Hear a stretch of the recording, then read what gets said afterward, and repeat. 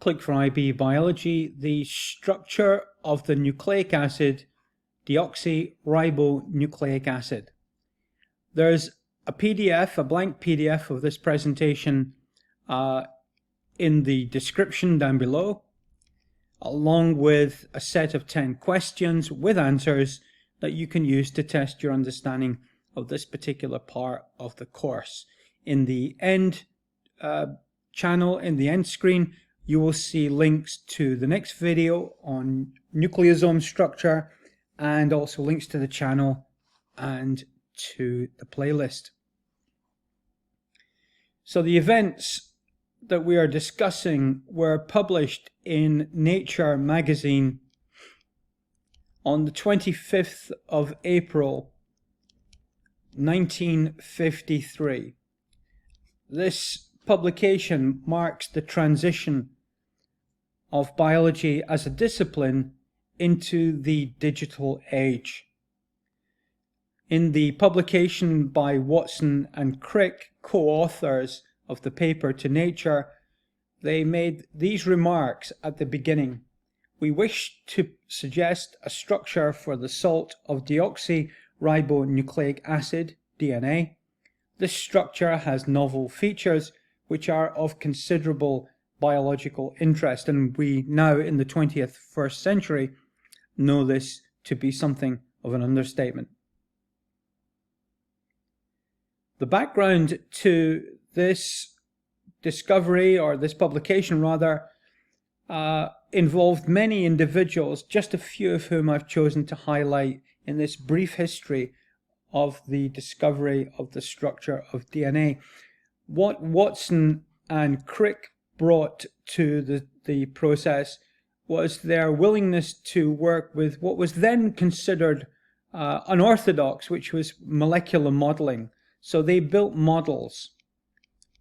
And in order to build these models, it was necessary for them to be using data.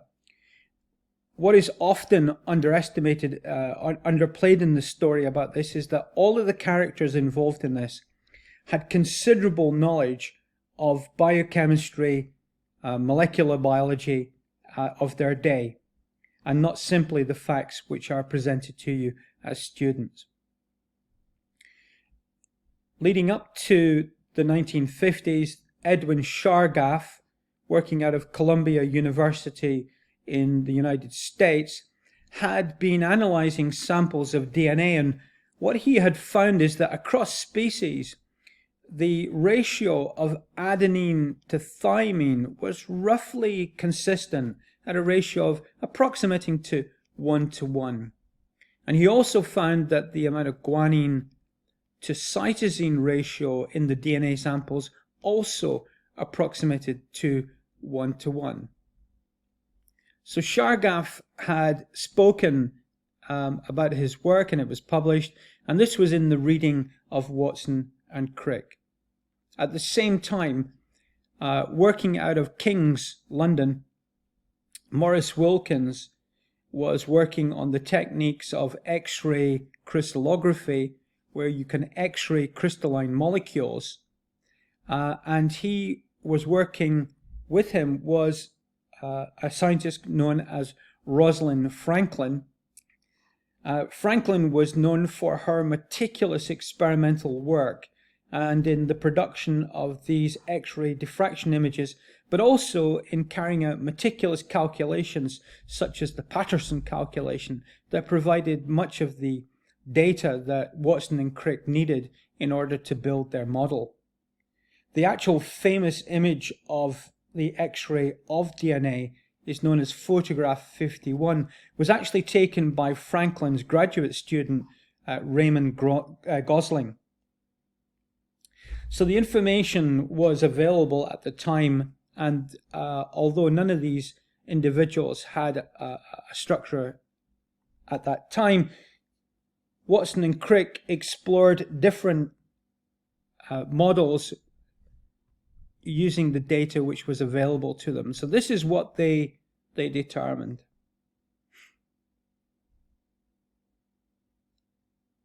The X-ray image clearly showed that DNA was composed not of one polynucleotide chain, but of two. And so we have two chains. The calculations performed by Franklin and reported in her MSc report indicated that the chains were running what is now called anti-parallel. One chain going up and one chain going down. And we can tell this from our diagram here, because down here we have 3' at this end and 5' at this end. And notice how the chain is upside down with 5' at this end and 3' at that end there. And this was very much the insight that Francis Crick brought to the work based on his previous professional work with X-ray molecules. So we have two sugar phosphate backbones, but pointing in opposite directions. James Watson famously worked on how those two chains can be brought together, and it turns out that this happens by the bases pointing towards the center of the molecule, and that consistently what we find is that cytosine hydrogen bonds to guanine, and that adenine hydrogen bonds to thymine. These are known as the complementary base pairs, A to T and G to C. In fact, between G and C, there are normally 3 hydrogen bonds, but between A and T, there are normally just 2. Each hydrogen bond is not particularly strong, but the thousands and thousands of hydrogen bonds together stabilize this molecule. When X-rayed, the images of DNA revealed that the diameter of the helix is approximately 2 nanometers, and that the pitch, the repeating shape of the helix, is approximately 3.4 nanometers. Now, within that 3.4 nanometers pitch, there are 10 base pairs.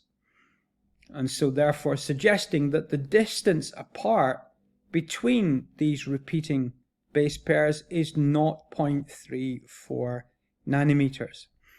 This kind of detail derived from the X-rays and the Patterson calculation was what allowed Watson and Crick to build their model and to publish their proposal on the 25th of April 1953. And in doing so, they closed their initial paper with the following words: "It has not escaped our attention, our notice, that the specific pairing we have postulated immediately suggests a possible copying mechanism for the genetic material."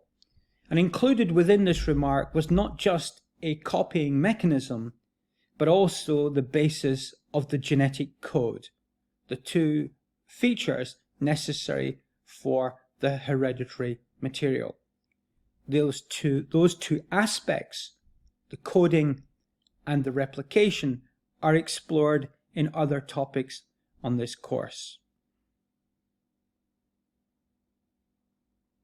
Links are appearing to further details on DNA structure, on nucleosome structure, to the playlist, and indeed to the channel link.